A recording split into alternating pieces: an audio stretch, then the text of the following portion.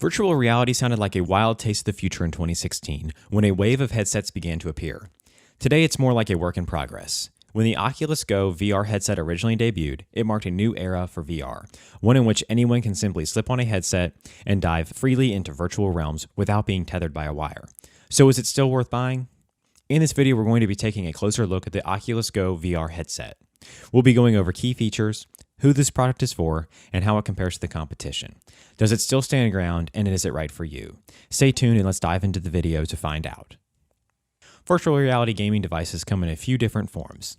There are cheap ones that work with your phone, and ones that require a high-end gaming PC or gaming console and some space to move around. In between those are standalone mobile headsets like the Oculus Go. Oculus Go, in our opinion, is the first true consumer-focused VR system to bring new people into the fold.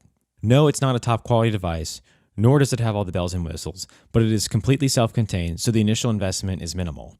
For $150, you can get started with VR. You don't need a special phone, you don't even need a phone at all. You don't need a special computer or graphics card or game console. Most people we tell the price to seem surprised that it doesn't cost more.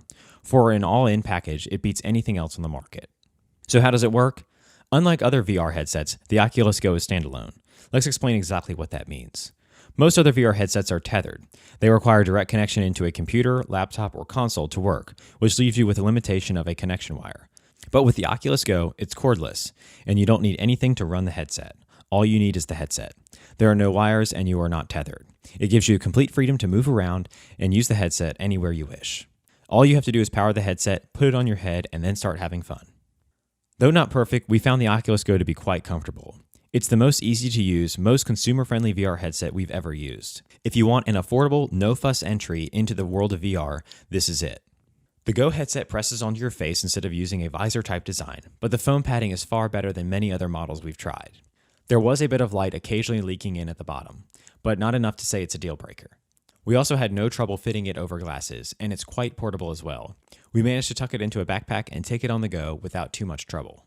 The display and the speakers sound a lot better than you'd expect for a budget VR device, and at times we felt it was better than some higher-end headsets. The built-in speakers, what Oculus calls quote-unquote spatial audio, offers reasonable surround sound, and you can plug in your own headphones if you're looking for a more immersive audio experience.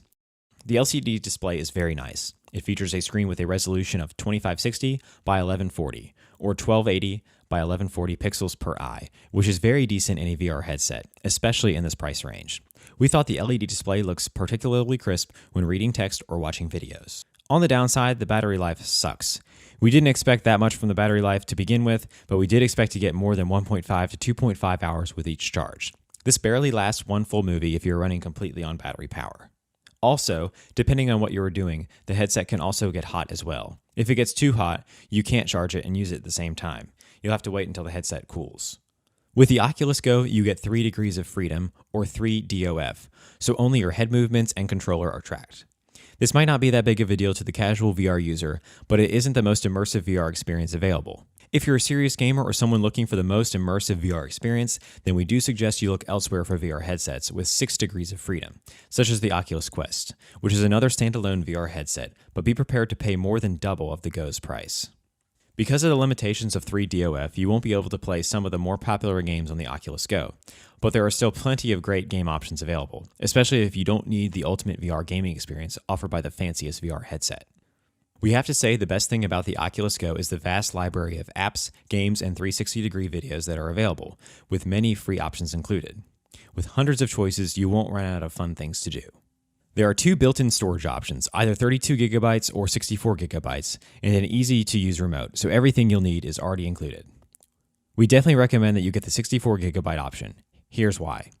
There is no way to expand the memory once you have purchased the headset. Local files on the Oculus Go can each take up to 2GB or more. If you're using a 32GB device, your storage space will go by fast between all the games and apps you'll download. Not to mention, the larger the amount of memory, the better this headset becomes for traveling. If you have a long plane ride ahead of you, the 64GB headset can hold up to 7 HD movies for you to enjoy during your flight. This translates to about 40 games and apps as well. Bottom line, the Oculus Go is an entry-level VR experience that is well suited for just about anyone and everyone. It is an affordable, comfortable, standalone virtual reality headset that lets you try out VR without making a big investment in hardware and delivers a great experience for the price. If you're looking for the best, basic, all-in-one way to try out VR for the first time, the Oculus Go is a good choice, with no strings attached. On the other hand, if you're looking for the next great wave of what comes next in VR, this isn't it. That's all for the video. Hope you guys liked the video. If you guys did, please go ahead and give it a like. If you're new to the channel and like the video, consider subscribing. Be sure to check out the description for links to find the most up-to-date pricing. Till next time, hope you all have a great day.